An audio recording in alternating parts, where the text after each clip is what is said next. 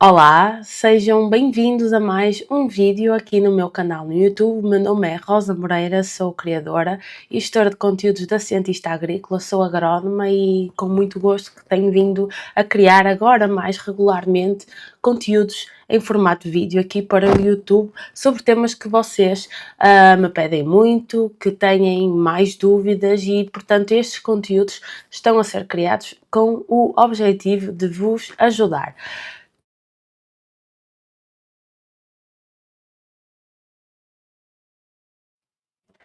Hoje nós vamos falar sobre o que é isto de ter um solo vivo, como é que eu posso construir um solo vivo.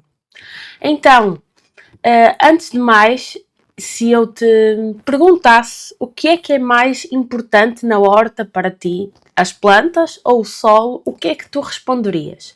A maioria das pessoas provavelmente diria que seriam as plantas, mas a verdade é que a base de toda a vida que existe na tua horta está no solo. O solo basicamente ele não é apenas um suporte físico onde as culturas elas crescem, é um organismo vivo, ele respira, ele transforma energia, ele cria relações, ele alberga milhões de seres microscópicos que nós só conseguimos então ver com o auxílio então do microscópio porque eles são de reduzidíssimas dimensões. E este meu vídeo é para vos ajudar então a criar, a cuidar melhor do solo como um organismo vivo e não como simplesmente um solo, um substrato, porque quando nós tratamos o solo como um organismo vivo, as plantas elas adoecem menos, o crescimento também ele é mais equilibrado e a fertilidade ela renova-se sozinha. Neste vídeo nós vamos descobrir então o que é isto de um solo vivo, como é que ele funciona e sobretudo o que é que nós podemos fazer para regenerar e manter fértil o nosso solo sem recorrermos, por exemplo, a produtos de síntese. Mas antes de passarmos à aula propriamente dita, eu gostava de te deixar aqui um alerta. No dia 4 de novembro eu vou abrir vagas para a segunda edição do meu curso Horta Consciência, aqui um curso que pretende então dar aqui uma série de ferramentas para teres a tua horta com mais segurança, com base em conhecimentos científicos, sempre com uma linguagem simples de se entender.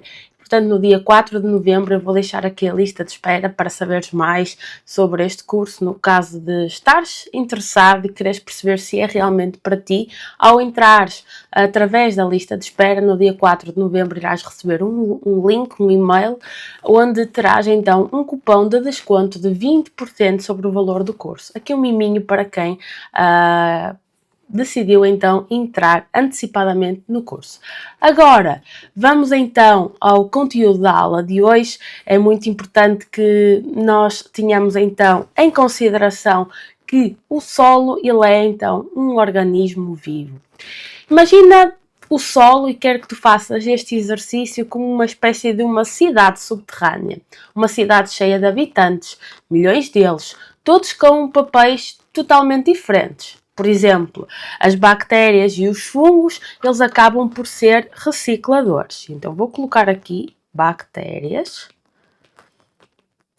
e fungos, que são um dos muitos organismos que fazem parte do solo e, portanto, eles são considerados como recicladores, porque eles acabam por decompor as folhas, as raízes mortas, a matéria orgânica, transformando tudo em nutrientes. Depois nós temos, por exemplo, as minhocas e também os insetos, que eles são construtores. Eles, através da sua movimentação no solo, eles abrem os túneis, eles arejam o solo e criam canais por onde, no fundo, entra a água e o oxigênio. E ainda há as micorrizas, que basicamente então são fungos especiais que ligam, que no fundo que se unem, que se ligam às raízes das plantas como se fossem extensões do seu corpo, aumentando então o alcance e ajudando então a absorver melhor os minerais que de outra forma sozinha elas não conseguiriam. Portanto, quando tudo isto se forma, quando tudo isto atua aqui de uma forma mais organizada, forma-se uma rede viva, que nós chamamos então de microbioma, que no fundo acaba por sustentar a fertilidade natural. Quando esta comunidade ela está equilibrada, o solo mantém-se fértil e as plantas elas acabam por se tornar, por exemplo, mais resistentes a pragas, a doenças e a secas. Portanto, a boa notícia é que nós podemos ajudar esta cidade subterrânea, foi então aqui o paralelismo que eu fiz no início deste vídeo, a prosperar se nós soubermos o que realmente o nosso solo precisa. Então, o que é que nós temos aqui que ter em consideração? Certamente que vocês, quando vão pesquisar alguma coisa, à internet aparecem-vos imensas informações sobre esta questão do solo. E uma delas é que nós precisamos de comprar micro-organismos. Eu quero-vos falar sobre isto, porque nos últimos anos começaram a aparecer no mercado dezenas de produtos que prometem revitalizar o solo. São, no fundo, embalagens de bactérias, de inoculantes, de bioativadores, todos com uma espécie de uma promessa de devolver a vida à terra. No entanto, há aqui um problema que é a maior parte desses produtos não resulta assim tão eficazmente porque há uma razão por trás disso. O solo, ele por si só, ele já está cheio de micro-organismos. O que está aqui a limitar, no fundo, a atividade destes micro-organismos não é a falta de vida, mas é a falta de condições que muitas vezes existem no solo para que essa vida consiga se desenvolver. Quando nós, por exemplo, adicionamos estes micro-organismos externos através dos produtos, então, das soluções que existem no mercado, eles até podem, então, viver durante algum tempo, mas depois, se o meu solo ele não tiver as condições para que eles continuem a desenvolver, condições estas, por exemplo, alimento suficiente para todos, eles vão deixar de existir e, portanto, a pergunta certa não é como é que eu adiciono micro-organismos ao meu solo, mas sim como é que eu posso criar um ambiente onde os micro-organismos acabem por se, digamos assim, multiplicar naturalmente. E, portanto, é isso que nós vamos descobrir já a seguir. Então, o que é que os micro-organismos realmente precisam? Então, os micro-organismos, eles basicamente, eles são seres vivos como nós. Eles precisam de alimento, eles precisam de ar, eles precisam de abrigo. Portanto, nestes três fatores, o alimento ele acaba por ser o mais importante. Estes micro-organismos eles alimentam-se maioritariamente de carbono, que é o mesmo elemento que está nas folhas, nas raízes e até nos açúcares que as plantas libertam. O ar também acaba por ser essencial para eles respirarem. Porquê? Porque normalmente solos compactados, pisados ou encharcados, eles impedem a circulação do oxigênio e asfixiam a vida subterrânea. E aqui o abrigo, ele no fundo é dado pela própria estrutura e pela cobertura do solo. Um solo que está coberto por plantas ou por mulching, ele no fundo consegue manter mais a umidade, com uma temperatura estável e sem grandes variações. E quando estas três condições elas se juntam, o alimento, o ar e o abrigo, o solo transforma-se então num verdadeiro laboratório de vida e, portanto, nós precisamos então de conhecer as principais fontes de alimento microbiano. Quais é que são elas? A primeira fonte de alimento destes micro-organismos que existem no solo é a matéria orgânica sólida, que significa que é tudo que vem das plantas mortas ou dos restos de colheitas. E no fundo é aquele método tradicional que nós conhecemos de enriquecer o solo.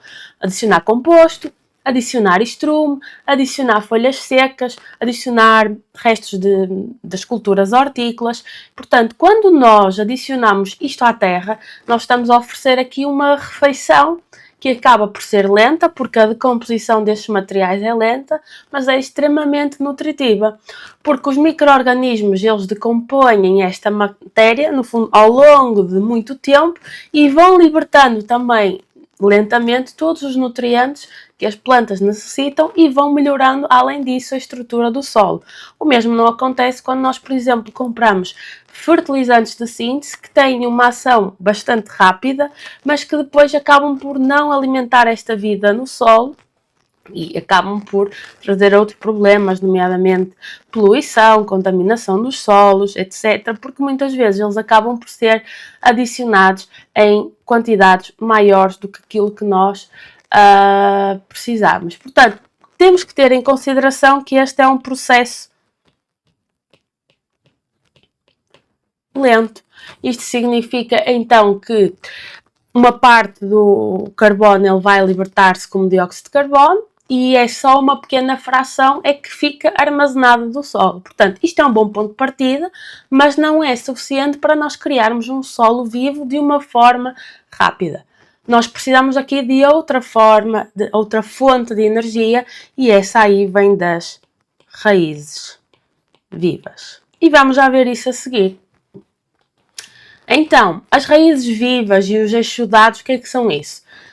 Na minha opinião, é uma das partes mais fascinantes da ciência do solo, digamos assim, ciência do solo moderna. Porquê? As plantas, elas, quando fazem fotossíntese, elas produzem uma série de açúcares e compostos energéticos. E até metade dessa energia é libertada para o solo até através das raízes. E estes compostos que são libertados, eles são os exudados e são, no fundo, um dos alimentos favoritos para os micro-organismos.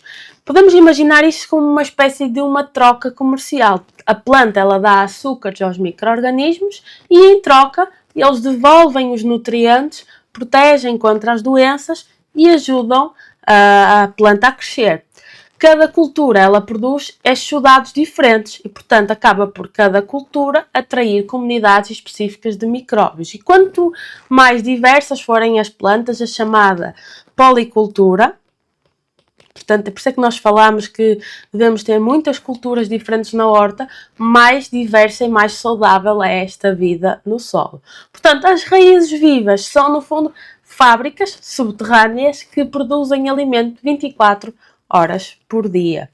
Como é que eu posso estimular estes exudados das raízes? Então, primeira questão é, eu nunca devo deixar o meu solo a nu. Isto significa que um solo descoberto é um solo sem exudados, porque não há raízes vivas e, portanto, eu tenho que mantê-lo sempre coberto, ou com plantas ou com cobertura como o mulch, palha, serrim, composto, etc. Depois, uma outra regra é usar culturas de cobertura. A ervilhaca, o trigo, a aveia, a mostarda, a fava. Ou seja, mesmo quando não estás a cultivar estas leguminosas, tu estás a manter as raízes no solo. Depois, manter as plantas saudáveis e bem regadas, porque se uma planta ela está vigorosa, ela produz mais energia e por isso produz mais exudados. E por último, então, diversificar as espécies.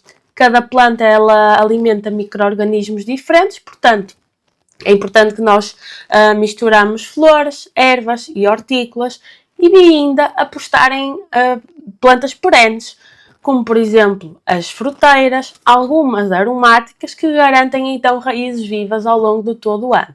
E tudo isto faz com que o solo ele esteja continuamente ativo e fértil, mesmo fora da sua época de cultivo. Depois, o terceiro pilar deste alimento do solo é a necromassa. Que é isto da necromassa? Basicamente é o nome dado aos restos de micro-organismos mortos que ficam no solo. Pode parecer, no fundo, até um pouco estranho, mas estes são os restos que colam as partículas do solo umas às outras, formam agregados que, no fundo, são resultando então naquele solo fofo e rico que todos nós gostaríamos de ter na nossa horta. Por exemplo, em florestas, em prados, cerca de 50% a 70% da matéria orgânica estável do solo vem desta necromassa. Isto mostra então que os micro-organismos não são só apenas trabalhadores, mas também são quase como uns tijolos que constroem então o solo. Portanto, quanto mais vida eu tiver no meu solo, mais necromassa se forma e mais fértil o solo se torna. Portanto, temos que ter aqui em consideração aqui algumas questões, nomeadamente então as culturas de cobertura, que basicamente traduzindo isto por linguagem corrente é quando uma cultura termina, por exemplo, depois de eu colher o alho ou o tomate, em vez de eu deixar o solo a nu, eu vou semear, por exemplo, uma mistura de espécies que funcionam muito bem para este fim, como por exemplo a aveia, o trevo, a ervilhaca, a mostarda, e estas plantas elas vão manter o solo coberto, produzir estes exudados e alimentar os micro-organismos durante especialmente o outono e o inverno, que é uma época mais parada. Na primavera, basta eu cortá-las, deixar num lugar como cobertura morta, que acaba por ser um banquete para os micro-organismos que existem no solo.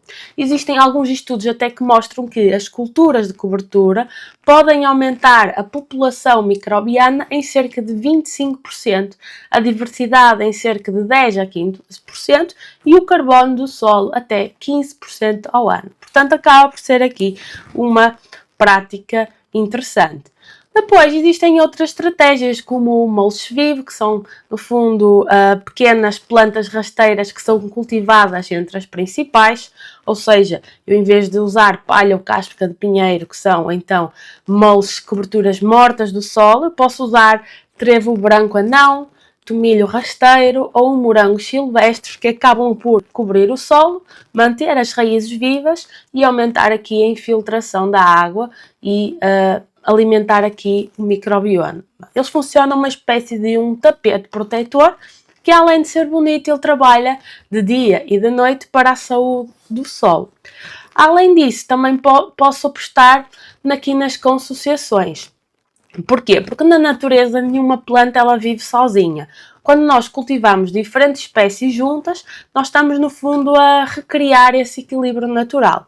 Por exemplo, a cenoura e a alface, que acabam por explorar diferentes profundidades do solo e partilhar o espaço. O tomate e o manjericão, que é uma consociação também muito conhecida, que protegem-se mutuamente de pragas. E o milho, o feijão e a abóbora, que é o clássico das três irmãs. Uma dá suporte, a outra fixa o azoto e a outra cobre o solo.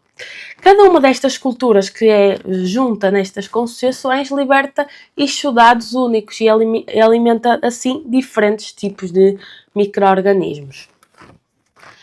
O que é que eu gostava, antes de terminar este vídeo, vos deixar bem claro? Que durante muito tempo o horticultor e o jardineiro foi visto como aquele que alimenta as plantas. Hoje nós sabemos que o nosso papel é alimentar o solo e o solo é que alimenta as plantas. No fundo, nós somos quase como um guardião da vida subterrânea. E, portanto, nós temos que garantir aqui as 5 regras da horticultura e da jardinagem regenerativa, que é nunca deixar o solo nu, manter sempre as raízes vivas, evitar lavrar de forma muito profunda, usar o composto como complemento e não como base e, acima de tudo, promover a diversidade de plantas, de insetos, de micro-organismos. O objetivo então é que nós comecemos a tratar o solo como um organismo vivo e tudo o resto acaba por se equilibrar naturalmente.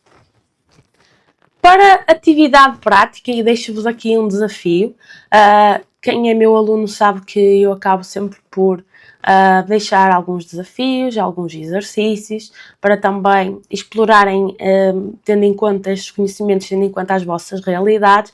Portanto, eu vou deixar-vos aqui um desafio, que é identificarem 3 zonas da vossa horta onde o solo fica a nu grande parte do ano. Depois vão escolher uma cultura de cobertura ou um mulch vivo para cada uma, vão semear, vão observar, vão tirar notas e dentro de 2 meses vão comparar onde é que há mais minhocas, mais umidade, onde é que o solo ele está mais solto. Portanto, esta é então a proposta para hoje e queria-vos deixar com esta frase: o segredo de um solo fértil não está nos produtos, mas sim nem nas receitas rápidas, mas está nas raízes, está na diversidade das plantas e está na vida invisível de subterrânea que trabalha debaixo dos nossos pés. Portanto, cada vez que eu protejo o meu solo, eu deixo coberto, que evito mobilizar muito, que mantenho as raízes ativas, eu estou no fundo a trabalhar para o meu ecossistema. Espero que tenham gostado desta aula. Eu vou deixar aqui em baixo então o link para acederem à lista de espera do curso. Caso queiram aprender mais sobre estes temas, no curso Horta Consciência existe um módulo inteiro dedicado a solos, onde eu faço convosco uma série de testes. Tem também os materiais de apoio para fazerem download e esta é então uma oportunidade de vocês aprenderem mais sobre tudo o que faz parte da vossa horta e para vos ajudar a cultivar com segurança. Espero que tenham gostado deste vídeo, deixem aqui em baixo algumas sugestões de próximos vídeos e digam-me também aqui em baixo se o vosso solo ele está saudável, se sentem que tem muita vida ou se porventura precisam de trabalhar este fator ainda bastante mais. Obrigada a todos e vemos no próximo vídeo. Tchau!